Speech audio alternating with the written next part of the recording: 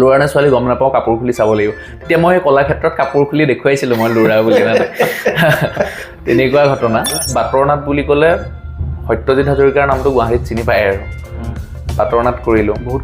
বহুত কৰিছোঁ বাটৰ নাট। মই অল আছামত কৰিছোঁ, মানে নকৰা জেগা নাই আৰু। হৃদয়ৰ গানৰ পাছত এককী তৰাৰ পোহৰ কৰিলোঁ, স্নেহবন্ধন কৰিলোঁ, বৰষুণখন কৰিলোঁ, এই চিৰিয়েলখন কৰিলোঁ মন আকাশৰ তৰা বুলি। এইখন চলি আছে এতিয়াও ৰঙত 9:30 পৰা। ভাল গুৱাহাটীত ভাল এটা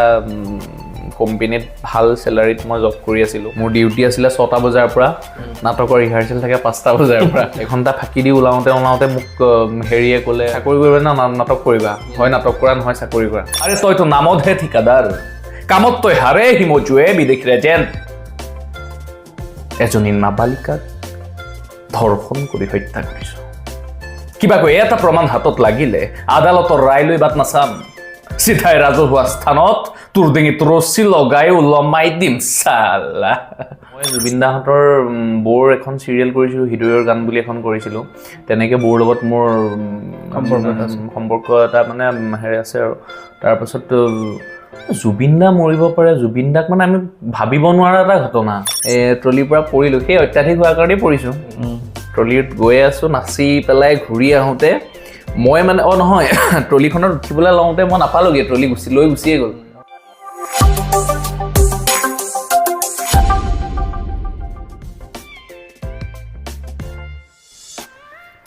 নমস্কাৰ, আমি কৈছোঁ আন এটা খণ্ডলৈ আপোনালোকক স্বাগতম জনাইছোঁ। অসমত মোবাইল থিয়েটাৰ বা ভ্ৰাম্যমাণ থিয়েটাৰৰ ইতিহাস 1963 চনৰ পৰাই আৰম্ভ হৈছিল আৰু আমাৰ স্বনামধন্য অচ্যুত লহকৰদেৱে সেই যাত্ৰাটো আৰম্ভ কৰিছিল। যাত্ৰাপাৰ্টি, অপেৰা এইবোৰৰ পৰা আগুৱাই গৈ বৰ্তমান ভ্ৰাম্যমাণৰ ইতিহাস বা ভ্ৰাম্যমাণৰ বৰ্তমানৰ যি প্ৰচেষ্টা, সেই প্ৰচেষ্টা সঁচাকৈ উল্লেখনীয়। এই ভ্ৰাম্যমাণত ঘটি থকা বিভিন্ন ধৰণৰ পৰিঘটনাবোৰ বা বহু ধৰণৰ কথা আমি আলোচনা কৰিবলৈ আমাৰ মাজত আজি আমন্ত্ৰিত কৰি আনিছোঁ এগৰাকী বিশিষ্ট অভিনেতা সত্যজিৎ হাজৰিকাদেৱ। নমস্কাৰ। নমস্কাৰ। ভালে আছে? ভালে আছোঁ। আপুনি ভালে আছে? ভালে আছোঁ। প্ৰথমতে আপোনাক আপোনাৰ পৰিচয়টো আমি জানিব খুজিম বা অসমৰ দৰ্শকে গম পালে কথা পাতি ভাল লাগিব। নমস্কাৰ, মোৰ নাম সত্যজিৎ হাজৰিকা। মোৰ ঘৰ লখিমপুৰ জিলাৰ নাৰায়ণপুৰৰ ভোগপুৰ চাৰিআলিত মোৰ জন্ম। মাধৱদেৱ জন্মস্থান লেটেকু পুখুৰীৰ নিচেই কাষতে মোৰ জন্ম। সুন্দৰ এটুকুৰা ঠাই, সেই ঠাইখনৰ এটা সুকীয়া বৈশিষ্ট্য এটা আছে, আমি সকলোৱেই চিনি পাওঁ ঠাইটুকুৰা। কথা পাতি ভাল লাগিব। এখন সাংস্কৃতিক ঠাইখনৰ পৰা আপুনি আহিছে। মৃদুল ভূঞা ডাঙৰীয়াও তাতে জন্ম হৈছিলে। হয়। মৃদুল ভূঞা দা আমাৰ তাৰ পৰাই বহুত পুৰণা ভ্ৰাম্যমাণত তেখেত। তেখেতৰ তাৰ লেটেকু পুখুৰী। আপোনাৰ অভিনয়ৰ প্ৰতি আপুনি আকৃষ্ট কেনেকৈ হ'ল? প্ৰথমৰ পৰা অলপ জানিব খুজিছোঁ আপোনাৰ এই গোটেই যাত্ৰাটোৰ বিষয়ে। প্ৰথম ক'বলৈ গ'লে মোৰ অভিনয় আৰম্ভ কৰিছোঁ মই 4 বছৰ বয়সত। 4 বছৰ বয়সত ৰাসত মই কৃষ্ণ, মানে যি আমাৰ পোৱালী কৃষ্ণ বুলি যে কয়, 4 বছৰ বয়সত মই দেউতাৰ লগত গৈ, আমাৰ দেউতা খুব ভাল ভাৱৰীয়া আছিলে। মোৰ দেউতাৰ নাম প্ৰফুল্ল হাজৰিকা। দেউতা ভাল এজন অভিনেতা আছিলে, ভাওনাৰ অভিনেতা। ঘৰত পৰিৱেশ এটা আছে। তাৰপাছত ৰাসত তেতিয়া মানে কি ক'বলৈ গ'লে সেই কৃষ্ণ মানে অকণমান ক'লা মোলা হ'ব লাগে যে, মই অলপ কালাৰটো কৃষ্ণৰ কালাৰ আছিলে মানে মোৰ। তাৰপাছত দেউতাক ক'লে আৰু যে আপোনাৰ সৰু ল'ৰাটোৱে কৃষ্ণ ভাওটো কৰিব লাগিব এবাৰ, পোৱালী কৃষ্ণ। তাৰপাছত দেউতাই মোক ক'লেহি, মই আৰু একদম পূৰা এক্সাইটেড আৰু। তেতিয়া সৰুৰ পৰাই মই মানে ভাল পাওঁ থিয়েটাৰ হওক কিবা হওক। তেতিয়া মই সৰু আৰু তেতিয়া ইমান নাজানো। তাৰপৰা মই গ'লোঁ পোৱালী কৃষ্ণ। দেউতাই চাইকেলত লৈ যায়, চাইকেলৰ ৰেলিঙত গাৰু এটা বান্ধি, গাৰুখন গামোচাৰে মেৰিয়াই ঠাণ্ডাত লৈ যায় আৰু। তেনেকৈ মই 4 বছৰ পোৱালী কৃষ্ণ কৰিছোঁ। 4 বছৰ পোৱালী কৃষ্ণ কৰাৰ পাছত আমাৰ তাত আছে আপোনাৰ মইনা পাৰিজাত যে থাকে, মইনা পাৰিজাত আমাৰ আজিকালি নাইকিয়া হৈছে নেকি? আজিকালি নাই মানে আমি পাইছিলোঁ। আজিকালি কমিছে মইনা পাৰিজাতটো। তেতিয়া আমাৰ তাত আছিলে সৃষ্টিৰেখা মইনা পাৰিজাত, মোৰ জেগাত সৃষ্টিৰেখা মইনা পাৰিজাত। তেতিয়া আমাৰ কি আছিলে, আমাৰ তাৰে এজন দাদা, মানে তেখেত নাটকৰ লগত খুব জড়িত। তেওঁ নাট্যকৰ্মী বুলি ক'ব লাগিব তেখেতক, মানে নাটক ভাল পায়, তেওঁ নাটক লিখে, নাটক পৰিচালনা কৰে। তেখেতৰ নামটো দীপু দত্ত, হয়। দীপু দা। দীপু দাই কি কৰে, মইনা পাৰিজাতত আমাৰ বহুতখিনি প্ৰগ্ৰেম হয়, বিহু হয়, কিবা হয়। দীপু দাই আকৌ নাটকৰ লগত বেছি জড়িত। তো 5জনমান আমাক ল'ৰা ছোৱালী, সৰু সৰু ল'ৰা ছোৱালী গোটাই একদম নাটক শিকায়। নাটক শিকাই পেলাই এই কম্পিটিশ্যন যে হয়, অল আছাম কম্পিটিশ্যন, শিশু একাংকিকা নাট, আমি তাত কম্পিটিশ্যন কৰোঁ। আমি বোকাঘাট নাট্য মন্দিৰ, মাধৱদেৱ জন্মস্থান, তেনেকৈ বহুত জেগাত আমি নাটক কৰি আমি পজিশ্যন পাইছোঁ। আপোনাৰ প্ৰথম গুৰুৰ পৰিচয় তেতিয়াহ'লে তেওঁৱে হ'ব নেকি? তেওঁৱে হ'ব। তেওঁ মানে নাটকনো কি, কেনেকৈ নাটক কি বস্তু আমি তেওঁৰ পৰা গম পাইছোঁ আৰু সেই পোৱালী কৃষ্ণ মোৰ প্ৰথম। তাৰ পাছত মই কৰিছোঁ ভাওনা কৰিছোঁ, পোৱালী কৃষ্ণৰ পাছত ভাওনা কৰিছোঁ। ভাওনাত তেতিয়া কি হয়, আমাৰ সেইফালে সৰুতে খুব চলে অংকীয়া ভাওনা যে, শুনিছেনে? ব্ৰজাৱলী ভাষাত ক'ব লাগে। অংকীয়া ভাওনাত মই প্ৰথম কৰিছিলোঁ কৃষ্ণ, তাৰপাছত কৰিলোঁ মোক মানে এই ৰুক্মিণী হৰণ নাটকত আমাৰ তাত মানে চবেই পাৰে, কৃষ্ণ নাচিব চবেই পাৰে, তাৰপাছত মানে সেই ৰুক্মিণী কৰা মানুহ লাগে। এতিয়া ৰুক্মিণী কৰা মানুহ নাই আমাৰ তাত হা। তাৰপাছত মোক কি কৰিলে, ৰুক্মিণী কৰালে। সেইটো আকৌ এটা বেলেগ ইণ্টাৰেষ্টিং কাহিনী। মানে আমাৰ তাতে পথালি পাহাৰ বুলি এখন জেগা আছে, তাত ভাওনাৰ কাৰণে মানে বহুত বিখ্যাত আৰু জেগাটো এতিয়া চবেই জানে। পথালি পাহাৰত তেতিয়া খুব ধুনীয়া ভাওনা হয়, অল আছাম প্ৰগ্ৰেম কৰে। তাৰপাছত তাতে কি হ'ল, আমাক ভাওনা শিকাবলৈ আহিছিলে পথালি পাহাৰৰ দুজন দাদা, বিশ্বেশ্বৰ বৰুৱা বুলি আৰু দিলীপ বৰা বুলি দুজন। মানে সেই অঞ্চলটোত তেওঁলোকে ভাওনা শিকায়। তাৰপাছত আহি আমাৰ তাত শিকাওঁতে মোক ক'লে, তুমি কৰাচোন, এই ৰুক্মিণীটো তুমি কৰিব লাগিব। মই ৰুক্মিণী কৰিলোঁ। আমাৰ ৰুক্মিণী আছিলে কি, বৰসবাহ যে, বৰসবাহ পাতে যে গাঁৱত, সেই বৰসবাহতহে মই ৰুক্মিণী কৰিছিলোঁ। তাৰপাছত কি হ'ল, তেওঁলোকে পথালি পাহাৰ ভাওনা প্ৰগ্ৰেম কৰি থাকোঁতে মোক মানে কিবা এটা দেখিলে আৰু কিবা এটা ভাল পালে তেওঁলোকে। তাৰপৰা তই মোক ফোন কৰিছে এদিন, তই কৰিব লাগিব দেই, আমাৰ লগত ভাওনা কৰিব লাগিব। তাৰপিছত গ'ল, মই তেনেকৈ যশোদা কৰিলোঁ, ৰুক্মিণী কৰিলোঁ, কি কয় সীতা কৰিলোঁ, এনেকৈ ব্ৰজাৱলী ভাষাত কৰিলোঁ আৰু। তাৰপিছত কম্পিটিশ্যনৰ কাৰণে তেওঁলোকে মানে মোক চিলেক্ট কৰিছে আৰু তেওঁলোকে কম্পিটিশ্যন কৰিব, মই এটা কেৰেক্টাৰ কৰিব লাগিব। তাৰপিছত তেওঁলোক বহুত মানে সেই বিহপুৰীয়া সমষ্টিতটো আৰু বহুত ভাল ভাল আছেই অভিনেতা অভিনেত্ৰী, তাৰ মাজতে মোক এটা কেৰেক্টাৰ দিছে। তাৰপিছত আমি গ'লোঁ, তেতিয়া মই ক্লাছ 6 নে 7 এনেকুৱাত গুৱাহাটী কলাক্ষেত্ৰত কম্পিটিশ্যন কৰিবলৈ গৈছোঁ, অল আছাম। তাৰপাছত আমাৰ নাটক ৰুক্মিণী হৰণ, মই কৰিছোঁ ৰুক্মিণীৰ সখী লীলাৱতী বুলি। নাটক শেষ হ'ল, শেষ হোৱাৰ পাছত মই কৈছোঁহে আৰু দেই, মানে এজন মানুহ আহিছে, আহি পেলাই মোক এটা মানে খাম এটা দিছে আৰু খামটো দিছে। মই সেইখন সময়ত চোৱা নাই আৰু মানুহে মোক মাতিছে মেলিছে। তাৰপিছত মোক ক'লে কি, এই ল'ৰাজনক, এজন ল'ৰা নে ছোৱালী গম নাপাওঁ, এজনক কাপোৰ খুলি পেলাই চাব লাগিব, তেতিয়াহে গম পাম। মানে তেতিয়া ছোৱালীক মানে ভাও ল'ব নিদিয়ে, ল'ৰা নে ছোৱালী গম নাপাওঁ, কাপোৰ খুলি চাব লাগিব। তেতিয়া মই সেই কলাক্ষেত্ৰত কাপোৰ খুলি দেখুৱাইছিলোঁ মই ল'ৰা বুলি, মানে তেনেকুৱা ঘটনা। তেনেকৈ আৰু সেয়া মোৰ আৰম্ভণি ভাওনা। তাৰপাছত নাটক ভাল পাওঁ, অভিনয় ভাল পাওঁ। তেনেকেই তাত কৰি ভাবিলোঁ আৰু এক্টিঙেই কৰিম। এক্টিং কৰিম বুলি মই 16 চনত গুৱাহাটীলৈ ওলাই আহিছোঁ আৰু মানে ভাল লগা বস্তুক পেচা হিচাপে ল'বলৈ গুৱাহাটীলৈ ওলাই আহিছোঁ। তেতিয়া বয়স কিমান? তেতিয়া মোৰ বয়স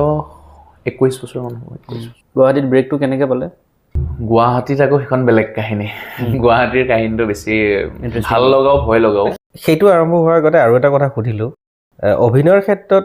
কিবা আনুষ্ঠানিক শিক্ষা লোৱা হৈছিলে নে? অভিনয়ৰ মই আনুষ্ঠানিক শিক্ষা লোৱা নাই। আনুষ্ঠানিক শিক্ষা লোৱা নাই, সেইটো এটা ইণ্টাৰেষ্টিং কথা। আনুষ্ঠানিক শিক্ষা নলৈ মই আনুষ্ঠানিক ক্লাছ কৰিছোঁ। মই ডাইৰেক্ট গুৰু হৈ পেলাই ক্লাছ কৰিছোঁ। সেইটো মানে নহয়, মই পাতিছোঁহে আৰু কথাটো, সেইটো কম কাহিনীটো, সেইটো এটা ইণ্টাৰেষ্টিং। মই গুৱাহাটী গোটেই কাৰবাৰটো ইণ্টাৰেষ্টিং। মানে গুৱাহাটীলৈ আহিলোঁ প্ৰথম 16 চনত আহিছোঁ। 16 চনত আহিলোঁ, আহি পেলাই ভাবিলোঁ কি, আমিতো আৰু মিডিল ক্লাছ মানুহ, গুৱাহাটীত মই এক্টিং পঢ়ি পেলাই মই গুৱাহাটীতে থাকিম বুলি মানে আহিব নোৱাৰোঁ আৰু সেইকণ সময়ত। এতিয়া বেলেগ কথা। তাৰপিছত কি হ'ল, আমি ভাবিলোঁ 3জন ল'ৰাই ভাবিলোঁ আমি গুৱাহাটী যাম, তাতে জবো কৰিম, এক্টিঙো কৰিম, তেনেকৈ ওলাই আহিছিলোঁ তাৰপিছত আহি পেলাই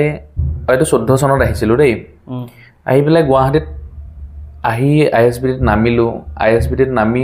ৰুমলৈ আহি পেলাই গোটেই খেলি মেলি হৈ গ'ল মানে ভয় লাগিছে ইমান এখন টাউন মানুহবোৰ চিনি নাপাওঁ কোনেও কাকো গুৰুত্ব নিদিয়ে কাম বিচাৰিছোঁ ইগন'ৰ কৰে চবেই তাৰপিছত মই ৰাতিলৈ আহি ঘৰ পালোঁহি পাছদিনা ৰাতি গাড়ীত উঠি তাৰপিছত 16 চনত আহিছোঁ 16 চনত মই আহি প্ৰথম হেৰি কৰিলোঁ মোৰ এজন দাদা আছিলে তেখেতে লখিমপুৰত ৱৰ্কশ্বপ যে দিয়ে মই সেইটো কথা কোৱা হোৱা নাই লখিমপুৰত নাটকৰ ৱৰ্কশ্বপ দিওঁতে মই প্ৰায় থাকোঁ আৰু ৱৰ্কশ্বপত এজন দাদা পালোঁ হেৰিয়াৰ গুৱাহাটীত তেওঁ তেতিয়া প্ৰতিষ্ঠিত আৰু কুলেন্দ্ৰ ৰায়চৌধুৰী বুলি তেওঁ নাটক লিখে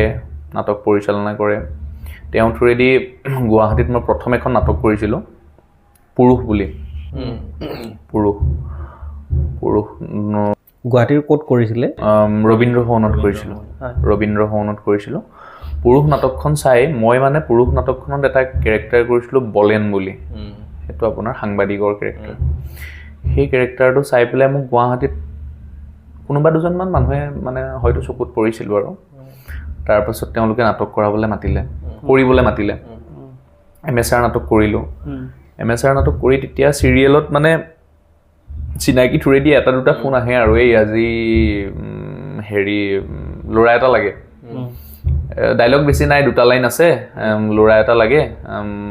তেতিয়াতো খোৱা বোৱা বহুত খেলি মেলি ক'ত খাম ক'ত নাখাম ভাতটো খাবলৈ পাবি ধুনীয়াকৈ আৰু টকা পইচা কিবা এটা দিব যা একদম আমি দৌৰি যাওঁ একদম পাছদিনা কাপোৰ কানি লৈ দৌৰি যাওঁ তেনেকৈ কৰোঁতে তেনেকৈ কৰি আছিলোঁ কৰোঁতে আপোনাৰ এতিয়া ধৰক MSR নাটকখন কৰি পাওঁ মাহটোত তেতিয়া 2000 টকা ৰিহাৰ্চেল কৰিব লাগে এমাহ 20 দিন অহা যোৱা থাকিলেই ৰিহাৰ্চেল কৰি নাটক কৰিবলৈ মোৰ ৰুম ভাড়া তেতিয়া 4000 টকা মোৰ ইনকামতকৈ বেছি মোৰ ৰুম কিন্তু কিমান মান চনৰ 16 গৈ আৰু মই 16 জানুৱাৰী মানতে গৈছোঁ গৈ পেলাই আৰম্ভ হৈছে নহয় আৰু জাৰ্ণিবিলাক হেৰিবিলাক তাৰপাছত কি হ'ল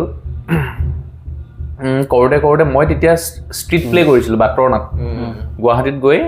মোক মানে কি হ'ল বেলেগ এজনৰ ঠাইত মোক নিছিলে কিবা ল'ৰাজন আহি নাপালে মোক নিলে মোক একেবাৰে কিবা কেৰেক্টাৰ এটা কৰিব দিছে আৰু বহি থকা কেৰেক্টাৰ এটা ইমান হেৰি নাই তেনেকৈ বাটৰ নাট কৰোঁতে 2খন কৰিলোঁ 3খন কৰিলোঁ কৰাৰ পাছত বাটৰ নাটত আকৌ গুৱাহাটীত মানে এটা ভাল অনুষ্ঠান আছে মানে বাটৰ নাট গুৱাহাটীত এনেকুৱা এটা বস্তু এজন এক্টৰে বাটৰ নাট কৰিও চলি থাকিব পাৰিব গুৱাহাটীত ভালকৈ চলিব পাৰিব মানে ভালকৈ থাকিব পাৰিব নিজৰ ধুনীয়া লাইফষ্টাইলত থাকিব পাৰিব বাটৰ নাট কৰি তাৰপিছত বাটৰ নাট কৰোঁতে এতিয়া মোক বাটৰ নাট বুলি ক'লে সত্যজিৎ হাজৰিকাৰ নামটো গুৱাহাটীত চিনি পায় আৰু বাটৰ নাট কৰিলোঁ বহুত কৰিছোঁ বাটৰ নাট মই অল আছামত কৰিছোঁ মানে নকৰা জেগা নাই আৰু অল আছামত তাৰপাছত প্ৰভাত ছাৰহঁতৰ লগত মই বহুত নাটক কৰিছোঁ তেওঁলোকৰ হেৰি আছিলে কিবা নামটো পাহৰিছোঁ সেই গ্ৰুপটোৰ নামটো বাগৰুগিৰি বিষ্ণু ৰাভা কৰিলোঁ ৰূপকৰ কৰিলোঁ তাৰপাছত পাচনি কৰিলোঁ তেনেকৈ মই MSRৰ বহুতখিনি কাম প্ৰভাত ছাৰৰ লগত কৰিলোঁ আৰু প্ৰভাত ছাৰৰ লগত কৰিলে এটা ভাল শিকিব পাৰি মানে নাটক এতিয়া আমি নাটক কৰি থাকিলে বহুতখিনি মানুহে বাহ দিব আমি বুলি নহয় মানে কিছুমান এক্টৰে নাটক কৰিলে বহুতখিনি বাহ দিব কিন্তু সেই বাহ দিয়া এক্টৰখিনিয়ে যদি প্ৰভাত ছাৰ আগত নাটক কৰে সোমাওঁতে প্ৰভাত ছাৰে ভুল ধৰিব মানে ভৰিটো দিওঁতে ইছ ৰাম ভৰিটো দিয়া হোৱা নাই এনেকুৱা টাইপ মানে প্ৰভাত ছাৰ আগত ভৰিটো দিবলৈও ভয় লাগে প্ৰভাত ছাৰে কিবা বেয়া দেখিছে নেকি হাতখন ক'ত থম লাগে মানে কিবা বেয়া দেখিছে নেকি তেনেকুৱা তো প্ৰভাত ছাৰৰ লগত শিকি পেলাই মই নাটকৰ এটা ভাল মানে কনচেপ্ট এটা বুজি পালোঁ আৰু নাটক কেনেকৈ কৰে নাটকৰ ড্ৰয়িং কেনেকৈ কৰিব লাগে সেইখিনি বুজি পালোঁ তাৰপাছত মই কৰিলোঁ তাৰপাছত প্ৰভাত ছাৰৰ লগত কৰোঁতে সেই গুৱাহাটীৰ বহুতখিনি MSRৰ গ্ৰুপে মোৰ লগত মানে যোগাযোগ কৰিলে তাৰপাছত মই এজন বহুত ভাল মানুহ পালোঁ লগ গুৱাহাটীত বসন্ত শইকীয়া বুলি তেওঁৰ এখন স্কুল আছে এক্টিঙৰ ওপৰত এক্টিঙৰ স্কুল আছে হেৰিয়াত এইটো কি কয় জয়ানগৰত তেওঁৰ এখন 6 মাইলৰ ওচৰত জয়ানগৰত তেওঁৰ এখন স্কুল আছে বসন্ত দাই তাতে আপোনাৰ গীটাৰৰ পৰা ধৰি এক্টিংটোত তেওঁ নিজে এক্টৰ তেওঁ ভ্ৰাম্যমানত বহু বছৰ আগত আছে যতীন দাহঁতৰ লগত একেলগে ভ্ৰাম্যমানত থকা আৰু তেওঁ এতিয়া এখন স্কুল খুলিলে স্কুল খোলাৰ পাছত কিবা এটা সেই ষ্ট্ৰীট প্লেট যে ল'ৰা কমিলে মোক বিচাৰে নহয় সেই এজন নাথাকোঁতে মোক লৈ গ'ল মানে বসন্ত দাহঁতৰ ঘৰত গৈ ৰাতিপুৱা মোক ফোন কৰিছে বসন্ত দাই এই কাইলৈ দৰ্শন বোলা ল'ৰা এজন নাথাকে দৰ্শনে তোমাক দিছে তুমি আহিবা আৰু দৰ্শন আকৌ কি মানে সি গোটেই টিমটোৰ মেইনটো সিয়ে গোটেই মেনেজ কৰে আজি কোনোবা এটা ডাইলগ খেলি মেলি হ'ল সি মেনেজ কৰিব চব সি ধৰি থাকে মানে দৰ্শনৰ জেগাত মই গৈছোঁ মোৰ অকণমান ভয়ো লাগিছে নতুন গ্ৰুপ এটাত গৈছোঁ দৰ্শনৰ জেগাত গৈছোঁ মানুহখিনিয়ে কেনেকৈ বা লয় কাৰণ দৰ্শনক মানে কেনেকৈ লয় মই জানো গৈছোঁ 8টামান ফোন কৰিছে তুমি হেৰি কৰিবা 8:30 একদম মোটা ভইচটো বসন্তদাৰ তুমি 7:30 আহি আমাৰ ঘৰত পাবাহি দেই একদম সোনকালে আহিবা গৈ চোফাত বহিছোঁ গোটেইখিনি বহি আছে সেইখিনিৰ লগত মই আগতে কৰিছোঁ দুটা এটা জেগাত এক্টিং তাৰপাছত মোক কৈছে হেৰি তুমি বসন্ত দাই চিনাকি কৰি দিছে আৰু এওঁ সত্য হেৰি এই দৰ্শনৰ জেগাত কৰিব তাৰপৰা সিহঁতৰ ৰিয়েকশ্যন দৰ্শন নাহে নেকি কি হ'ব এতিয়া এখন সিহঁতে মানে মোক বেছি ভয় খুৱাই পেলালে দৰ্শন নাহিলে এখন কেনেকৈ হ'ব কি হ'ব তেনেকুৱা কথা ক'লে মোৰ আৰু ভয়টো বেছি লাগিছে ৰেছপনচিবিলিটি বাঢ়ি গ'ল আৰু মোক সিহঁতে মানে ৰিক্সটো পুৰা মোৰ ওপৰত আহি যাব সিহঁতে মোক বিশ্বাসত লোৱা নাই যদি কিছু ৰিক্সটো মই ল'ব পাৰিম যদি বিশ্বাসত লয় তেতিয়া অলপ মনোবলটো বাঢ়ে মোৰ এতিয়া ভয়টো বেছি লাগিছে পুৰি চুৰি খালে তেওঁলোকৰ আগত নাটকখন কোনো লিখা মেলা নাথাকে কথাখিনি আলোচনা কৰি লৈ এনেকৈ হ'ব তুমি এইখিনি ক'বা তুমি সেইখিনি ক'বা তাৰপিছত গ'লোঁ আৰু মই একদম কাৰো লগত কথা পতা নাই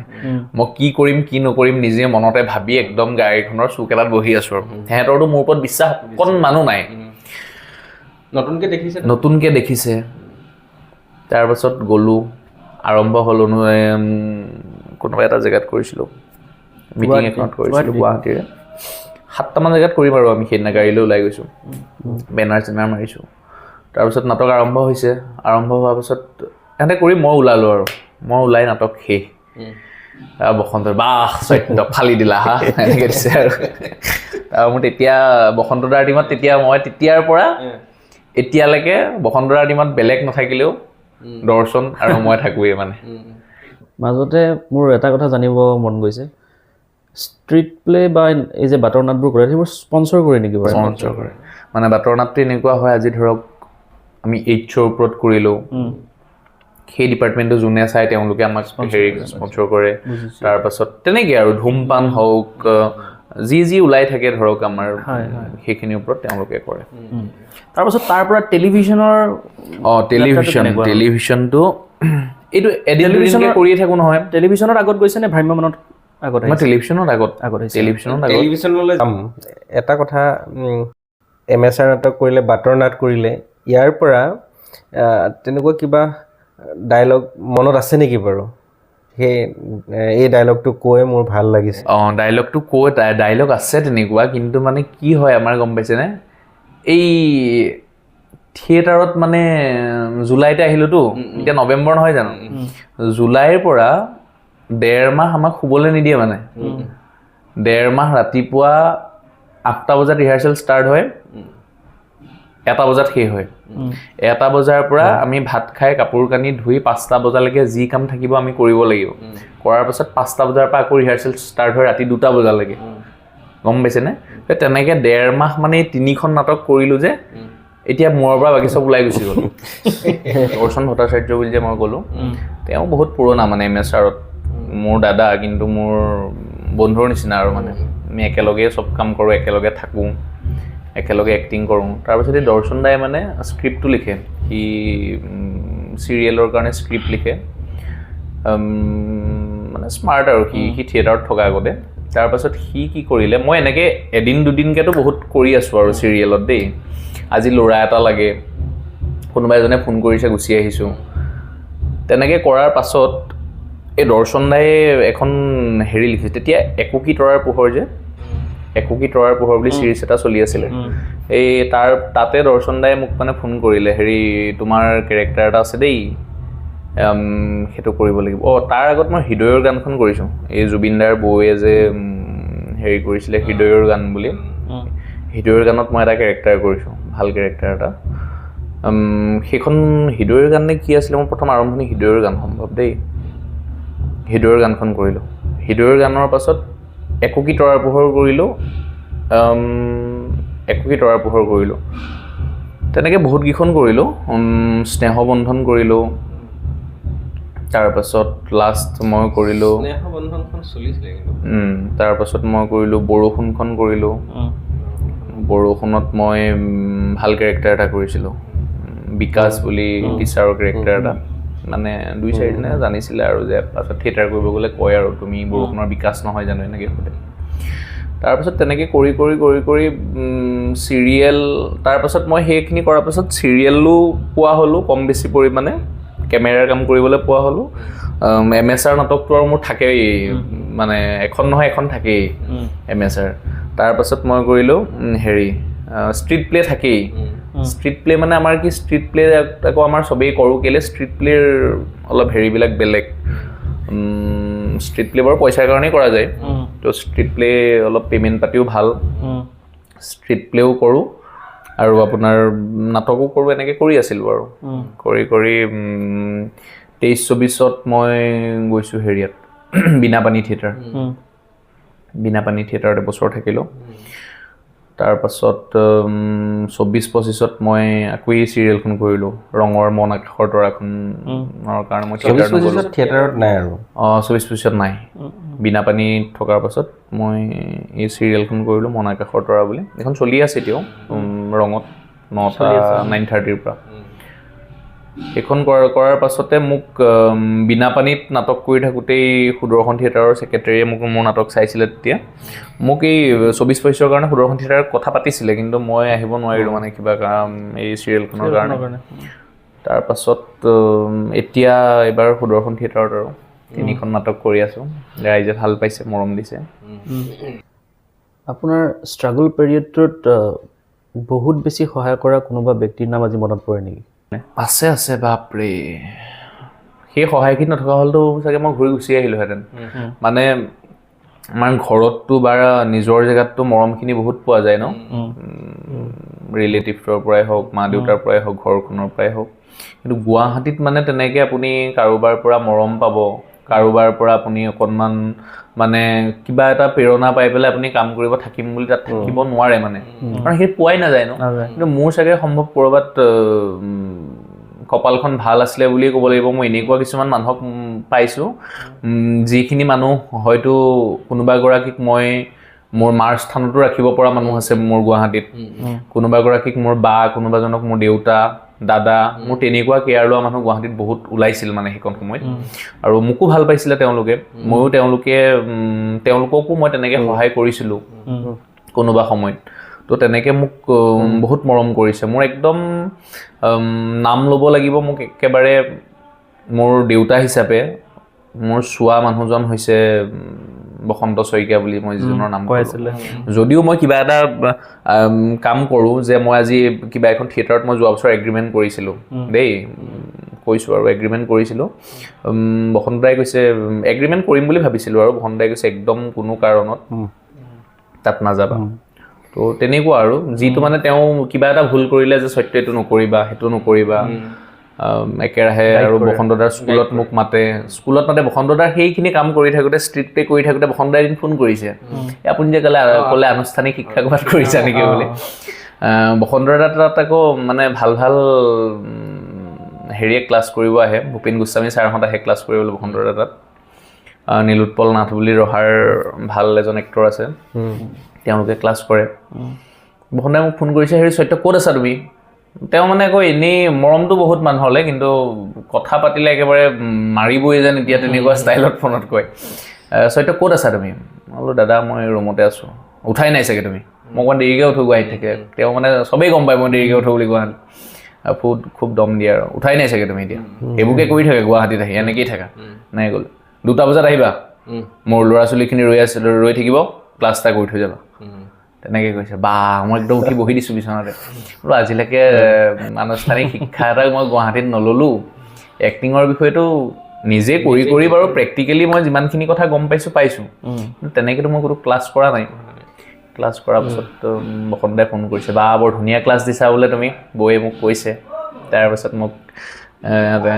খাম এটাত টকা 1000 ভৰাই দিছে বোলো ইমান মানে ক্লাছ কৰিলে এদিনতে 1000 টকা পায় যিটো মই খাওঁ মই বেলেগত বোলো ক্লাছ কৰিলে এদিনতে 1000 টকা পায় মোৰ কাৰণে সেইটো বহুত মানে আৰু তাৰপাছত এজন দাদা আছে মোৰ এই দৰ্শন ভট্টাচাৰ্য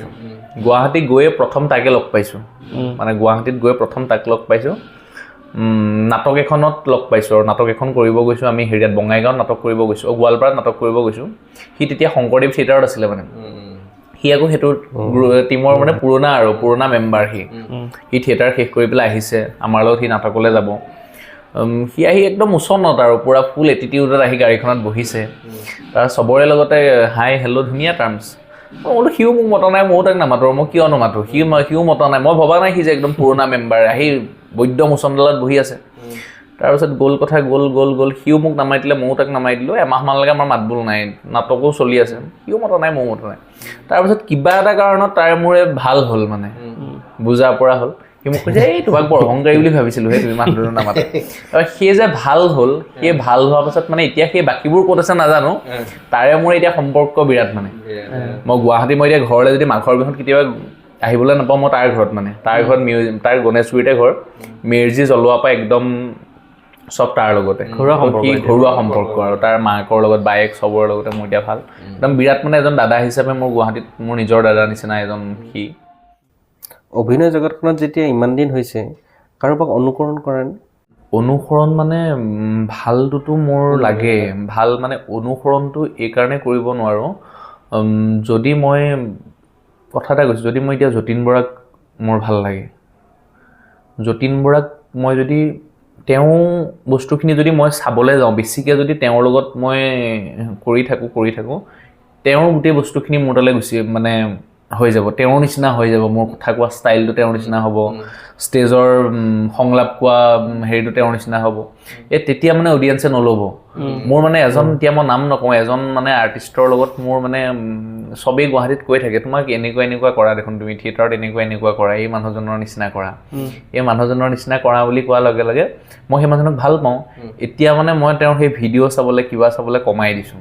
কাৰণ সেইজনকতো মানুহে জানেই বা আজি যতীন বৰাক মানুহে জানে নিজস্বতা এটা লাগিব তো মই সেই মানুহজনক বেছিকৈ চালে সেইজন মই হৈ যাম আৰু মই ছেকেণ্ডজন হ'লেতো মোক নল'ব কাৰণ অলৰেডি আছেই ইমান ভাল এক্টৰ তেওঁৰ নিচিনা মই কৰিব মিমিক্ৰি কৰাৰ নিচিনা নহ'ব জানো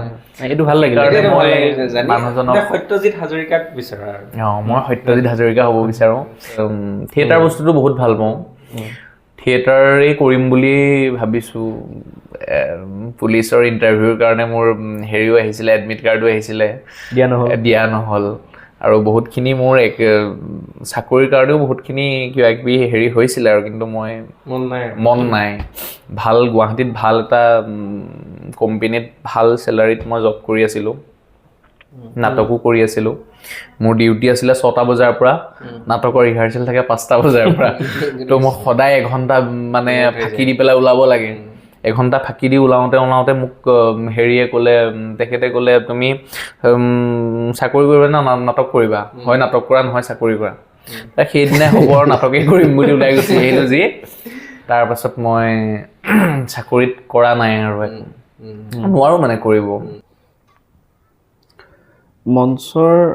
আমিতো ভ্ৰাম্যমাণ বা থিয়েটাৰত দৰ্শক হিচাপে আগতে থাকোঁ বিহাইণ্ড কাৰ্টিন মানে পৰ্দাৰ আঁৰত আৰু বহু ধৰণৰ ঘটনা ঘটি থাকে সেই ঘটনাবিলাকৰ বিষয়ে কিবা এনেকুৱা আজি মনত পৰেনে এতিয়াইতো আমি কৰি আছোঁ থিয়েটাৰ ন মানে ফ্ৰণ্টত এখন বেলেগ নাটক চাই থাকে মানুহে আৰু বেক চাইডে এখন বেলেগ নাটক চলি থাকে বেক চাইডে নাটকখন মানে ষ্টাৰ্ট হ'ল নাটক ষ্টাৰ্ট হ'ল ড্ৰপমেনে দাঙিলে চিন হৈ গ'ল সিফালৰ চিনটো আকৌ ছেটিং ৰেডি কৰিব লাগে তাত ৰেডি কৰি আছে এতিয়া ইয়াতে মোৰ সিদিনা হ'ল কি ফাৰ্ষ্ট চবতে হয় আৰু সেইটো আমাৰ বুলি নহয় চবতে কেতিয়াবা হেৰি এটা হয় এই পাছফালে বিৰাট মানে কাৰবাৰ চলি থাকে আৰু সেইবিলাক বাৰু হাস্যমধুৰ কথা তিতা অভিজ্ঞতা কিবা আছেনে তিতা অভিজ্ঞতা মানে বেক চাইডে কেতিয়াবা আপোনাৰ মনত সাজ বহুৱাইছে তেনেকুৱা ধৰণৰ কিবা অভিজ্ঞতা আছে নেকি বেয়া লগা তেনেকৈ নাই আপোনাৰ দুখ লগা তেনেকুৱা ঘটনা দুখ লগা তেনেকুৱা নাই দুখ লগা মানে এতিয়ালৈকে নাই প্ৰথম বছৰ অকণমান দুখ লগা আছিলে মানে প্ৰথম বছৰ থিয়েটাৰলৈ নতুনকৈ গৈছোঁ নতুনকৈ গ'লে অকণমান থাকে আৰু তেনেকুৱা কিছুমান দুখ লগা এতিয়া যিখন থিয়েটাৰ হৈ আছে সুদৰ্শনত এতিয়া সুদৰ্শন কৰি থকা তাৰে যদি এটা অকণমান ডাইলগ সুদৰ্শনৰ যিকোনো এখন নাটকৰ চম্পক শৰ্মাদাৰ এটা মোৰ ভাল লগা সংলাপ মই শুনাইছোঁ নাটক ময়ো বহুত ভাল পাওঁ প্ৰত্যেকজন অসমীয়াই একো একোজন লাচিত বৰফুকন আছিল দেশৰ বাবে নিজৰ জীৱন উচৰ্গা কৰিছে আৰু তই কি কৰি আছ স্বদেশী হৈ বিদেশীৰ সৈতে মিতিৰালি কৰি ধন ঘটিছ আৰু যেতিয়ালৈকে তোৰ দৰে স্বদেশীয়ে বিদেশীৰ সৈতে মিতিৰালি কৰি থাকিব তেতিয়ালৈকে অসমৰ ঠায়ে ঠায়ে বাংলাদেশী পাকিস্তানীৰ ফ্লেগ মনে মনে উৰি থাকিব আৰে তইতো নামতহে ঠিকাদাৰ কামত তই হাৰে হিমজুৱে বিদেশীৰ এজেণ্ট এজনী নাবালিকাক ধৰ্ষণ কৰি হত্যা কৰিছ কিবাকৈ এটা প্ৰমাণ হাতত লাগিলে আদালতৰ ৰায় লৈ বাট নাচাম চিধাই ৰাজহুৱা স্থানত তোৰ ডিঙিত ৰছী লগাই ওলমাই দিম চালা ধুনীয়া বঢ়িয়া এখন কোনখন নাটকৰ বুলি ক'লে চম্পকদাৰ এখন কি নাটক আছিলে পাহৰিলো এই ডাইলগটো মোৰ বিৰাট ভাল লাগিছিলে মানে সেইকাৰণে ডাইলগটো মনত আছিলে অকণমান আৰু এটা ব্যক্তিগত কথা শুনিম অমান্তি হয় নেকি নাজানো বাৰু ইতিমধ্যে গম পাইছোঁ অবিবাহিত বিভিন্ন মানুহ লগ পাই থাকে তেনেকুৱা কোনোবা আছে নেকি নাই ভাগ্যমানত নাই হেৰিত আছে নেকি নাই এনেও নাই ঠিক ঠাক হৈ থকা কিবা নাই এতিয়ালৈকে তেনেকৈ একো হোৱা নাই সময় আছে আৰু এপ্ৰ'চ আহে নে নাই আহে বাৰু কাৰণ ফিমেল ফেন্সটো নথকা কথাই নাই আহে নহয় মই নাটকৰ এতিয়া নহয় মানুহ বুলিয়ে কোৱা নাই নহয় আগতে মানে কলেজত খুব আছিলে কলেজত পঢ়ি থাকোঁতে হেৰি হাই ছেকেণ্ডেৰীত নহয় গ্ৰেজুৱেশ্যন কৰি থাকোঁতে তেতিয়া মানে খুব আছিলে আৰু আহে আৰু মানে কয় হেৰি চৈত্যতে তোমাক আমুকে কিবা কথা এটা ক'ব বোলে তাৰপিছত কয়হি আৰু ভাল লাগে আৰু এনেকৈ হেৰি হ'ব বিচাৰে তেতিয়াহ'লে মুক্ত হৈ আছে আৰু এতিয়া মুক্ত কাঞ্চনজংঘাত কাঞ্চনজংঘা চাব আকৌ ইণ্টাৰভিউটো পিছত আকৌ কাজিয়া লাগি যাব নাই কিয় নকলা কাঞ্চনজংঘা বুলি কওঁতে মনত পৰিছে এটা কথা নুসুধিলে নহ'ব জুবিনদাৰ বিষয়টোৰ সম্পৰ্কে আপোনাৰ মতামত জানিব বিচাৰিছোঁ বিষয়টো সম্পৰ্কে মানে নভবা নিচিন্তা এটা ঘটনা ন মানে ক'বলৈ ভাষা নাই আৰু জুবিনদাক আমি কেনেকৈ ভাবিছোঁ জুবিনদাও যে মৰিব পাৰে আমি ভাবিবই নোৱাৰোঁ কথাটো হয়নে জুবিনদাও মৰিব পাৰে নে তেনেকুৱা লাগে কিবা সিদিনা আমি হেৰিয়াত আছিলোঁ ক'ত আছিলোঁ আমি বৰচলাত এটা পেণ্ডেলৰ পৰা আহি আমি বৰচলাত আমাৰ থিয়েটাৰ হ'ব সেইদিনা বৰচলাত আহি পাইছোঁ মই আৰু এজন দাদা তিনিজন আমি একেলগে অহা যোৱা কৰোঁ তাৰপৰা এজনে দেখুৱাইছে হেৰি এই নিউজ এটা আহিছে সেই এইবিলাক ভাল নিউজ কোনোবাই ফকটীয়াকৈ উলিয়াইছে এনেকৈ কৈছোঁ তাৰপিছত এটাত চাইছোঁ দেখোন হেৰি আমাৰ প্ৰতিদিন টাইমত বজাইছে হেৰিয়াতটো দিছে তাৰপাছত আমি মানে কিবা হৈ গৈছোঁ আৰু মানুহবিলাক ইটোৱে থিয়েটাৰৰ পৰা সিটো মানুহ আহি কান্দি আহিছে সিজনে আমাৰ একদম থাকিব পৰা নাই প্ৰীতিবাহঁতেতো একেবাৰে কান্দি মেলি অৱস্থাই নাই প্ৰীতিবাহঁতৰ মানে ঘৰখন হেৰিয়াৰ লগত সংগীতৰ লগত বহুত জড়িত প্ৰীতিবাৰ দেউতাকো ভ্ৰাম্যমানৰ মিউজিকৰ হেৰি আছিলে তো তেনেকৈ তেওঁলোকৰ ভাল কিন্তু আমি মানে থাকিব পৰা নাই জুবিনদাক হেৰি কৰি মই জুবিনদাহঁতৰ বৌৰ এখন চিৰিয়েল কৰিছিলোঁ হৃদয়ৰ গান বুলি এখন কৰিছিলোঁ তেনেকৈ বৌৰ লগত মোৰ সম্পৰ্ক এটা মানে হেৰি আছে আৰু তাৰপাছত জুবিনদা মৰিব পাৰে জুবিনদাক মানে আমি ভাবিব নোৱাৰা এটা ঘটনা কিবা মানে কেনেকে কি হ'ব গোটেই পৃথিৱীখন যে ৰৈ গৈছে এতিয়া মানে আৰু যেন কিবা আগ নাবাঢ়িব গোটেই কিবা খেলি মেলি হৈ পৰিলে যেন তাৰপাছত আমাৰ বাৰু নাটকো হোৱা নাই 5-6 দিন নাটক হোৱা নাই বৰ দুখ লগা এটা ঘটনা সেইটো মানে আমি এনেকুৱা এজন ব্যক্তিক হেৰুৱাইছোঁ এনেকুৱা এটা সম্পদ হেৰুৱাইছোঁ যেতিয়া এইটো আমি পাছত নাজানো আমি জীয়াই থকা কালত চাগে আমি নাপাম হয়নে পাছত বাৰু নাজানো আৰু ক'ব নোৱাৰি বহুত আমি থকা আমাৰ সময়কণত যিটো আমাক যে কয় 90s বুলি যে কয় তো আমিখিনিয়ে মানে নাপাম চাগে নাপাম সেই কথাটো বিৰাট বেয়া লগা ন্যায়ৰ প্ৰসংগটোত কি ক'ব জুবিন দাই ন্যায় পোৱাটো আমি বিচাৰোঁ, চবেই বিচাৰোঁ হয়নে? জুবিন দাই ন্যায় পাবই লাগিব। বেলেগ এতিয়াতো হোৱাখিনি হৈ গ'ল, মানুহটো মানে আহিছে যেতিয়া যাবই লাগিব আৰু তেনেকেই লৈছোঁ যিহেতু, কাৰণ আৰু আমি বেলেগটো কৰি উপায় নাই ন, গ'লেই যেতিয়া। কিন্তু লাষ্টত শেষত আমি এটাই বিচাৰোঁ যে যিকোনো কাৰণত যিকোনো মুহূৰ্তত জুবিন দাই যেনেকৈ হ'লেও ন্যায় পাওক। আৰু এটা কথা সুধোঁ, ভ্ৰাম্যমানত বৰ্তমান সময়ত যিটো জাকজমকতা, মানে আপুনি যদি সেই প্ৰথম ভাগৰ ফালে চায়, সেই অপেৰা বা যাত্ৰা পাৰ্টিৰ পৰা তাৰপাছত নটৰাজ, তাৰপাছত যিটো ৰিভলিউশ্যন আহিছে ভ্ৰাম্যমানত, সেই ৰিভলিউশ্যনটোত আপুনি এডজাষ্ট হ'ব পাৰিছেনে বা আপুনি কিবা বিচাৰেনে? এই ৰিভলিউশ্যনটোত গোটেই ৰিভলিউশ্যনটো আপুনি ভাবা ধৰণে হৈছে নে আৰু কিবা ইয়াত নহয়? আমাৰ মানে এতিয়া কি জানেনে কথাটো, ইয়াতে আমি যদি 5জন অডিয়েঞ্চ বহি থাকে, 7জন বা 10জন অডিয়েঞ্চ যদি বহি থাকে, আমি যদি দিনত কথা পাতি থাকোঁ বা 10জন অডিয়েঞ্চ 3জন এক্টৰ এনেকৈ যদি কথা পাতোঁ, তেওঁলোকে কথাখিনি এনেকৈ ক'ব যে ভ্ৰাম্যমানত বহুত জাকজমকতা হৈছে, ইমান হেৰি হয়, ইমান নাচ গান, ইমান ফূৰ্তি, আগৰ নাটক বেলেগ আছিলে। মই চবকে কোৱা নাই দেই, মানে বেছি সংখ্যক অডিয়েঞ্চৰ কথা কৈছোঁ। ইমান ফূৰ্তি কৰে, ইমান হেৰি হয়, তেনেকৈ ইয়াত ক'ব। তাৰপিছত নাটক যেতিয়া শেষ হ'ব তাত তালি বজাব, তাত নাটক আমি যেতিয়া নাটক কৰিম, জাকজমকতা নাই কিন্তু নাটকখন, কথা এটা কৈছোঁ, তেওঁলোকে তেনেকেই ক'ব যে জাকজমকতা হ'লে ভাল নালাগে, আগতে ইমান ধুনীয়া ধুনীয়া নাটক আছিলে, অকল কাহিনীৰ ওপৰত যায়, আজিকালি জাকজমকতা বেছি, তেনেকৈ ইয়াত ক'ব। তাত যেতিয়া আমি নাটক কৰিম, আমাৰ ধৰক জাকজমকতা নাই, তেতিয়া আহি পেলাই ক'ব, এই তোমালোকৰ হেৰিখন ট্ৰলিখন নগ'লে দেখোন মাজেদি চলি পেলাই, যোৱা হ'লে তাত মাজত এপাক নচৰা হ'লে বেছি ভাল লাগিলেহেঁতেন।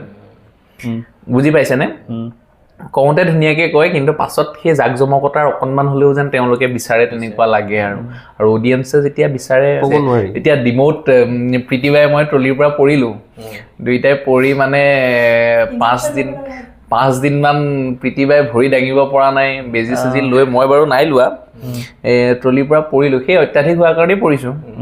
ট্ৰলিত গৈ আছোঁ, নাচি পেলাই ঘূৰি আহোঁতে মই মানে নহয় ট্ৰলিখনত উঠিবলৈ লওঁতে মই নাপালোঁগৈ, ট্ৰলি লৈ গুচিয়ে গ'ল, মই সৰি পৰিলোঁ। মই আকৌ সৰি পৰোঁতে মই ধৰিম কি হয়, তেতিয়া প্ৰীতিবা হাতখনতে থাপ মাৰি ধৰিলোঁ, তেওঁ সৰি পৰিলে, দুইটা সৰি পৰিলোঁ, তাৰপৰা উঠি পেলাই গুচি আহিছোঁ আৰু ভিতৰত। তেওঁ নাছিলে, মই এনেকুৱা ৰঙা চিঙা পৰি গৈছোঁ। মই প্ৰীতিবাহঁততো বহুত পুৰণা মানুহ থিয়েটাৰত ন, তেওঁলোকে মই এতিয়া পৰি গৈছোঁ ভাই, মানুহৰ আগত কিমান লাজ পাইছোঁ, মই ৰৈ থকা নাই আৰু পৰাৰ পাছত উঠি পুৰা ভিতৰলৈ আৰু সেই তেনেকুৱা আৰু জাকজমকতাটো বেছিটো বেয়া মানে আমাৰ নাটকৰ জৰিয়তে আমি নৱপ্ৰজন্মক বা আমাৰ প্ৰজন্মক শিকাবলগীয়া, ক'বলগীয়া বহুত কথা আছে। যদি আমি বেছি জাকজমকতা দেখুৱাই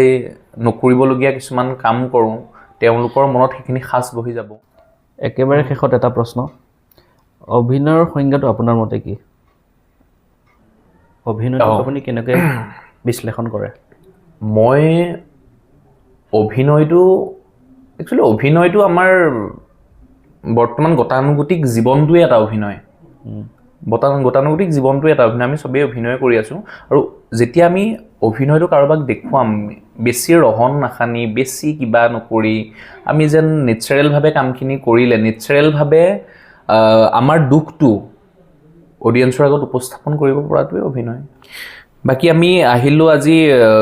আমি আছিলোঁ হেৰিয়াত, ক'ত এইখন হাতীবাট, হাতীবাটত আমাৰ থিয়েটাৰ চলি থাকোঁতে আমি কৈছোঁ চেনেলৰ স্ৰষ্টাক লগ পাই তেওঁলোকৰ লগত দুআষাৰ বাৰ্তালাপ কৰি বৰ ভাল লাগিলে। অনাগত দিনত তেওঁলোকে চেনেলটো আৰু আগবাঢ়ি যাওক, কালচাৰেলৰ লগতে আমাৰ সকলো ক্ষেত্ৰতে তেওঁলোকে যিহেতু ভিডিঅ' বনাই আছে, তেওঁলোকে কাম কৰি আছে, তেনেকৈয়ে চেনেলটো আগবাঢ়ি যাওক আৰু অসমৰ মানুহে প্ৰত্যেকজনে চেনেলটো আঁকোৱালি লওক, তাকে আশা কৰিছোঁ। বহুত বহুত ধন্যবাদ। দৰ্শকসকল, আমি ইমানপৰে কথা পাতি আছিলোঁ সত্যজিৎ হাজৰিকা দেৱৰ লগত, ভ্ৰাম্যমান জগতৰ এখন চিনাকি মুখ। অনাগত সময়ত আৰু এগৰাকী বিশেষ অতিথিক লৈ আপোনালোকৰ ওচৰলৈ আহিম। আজিলৈ ধন্যবাদ, নমস্কাৰ।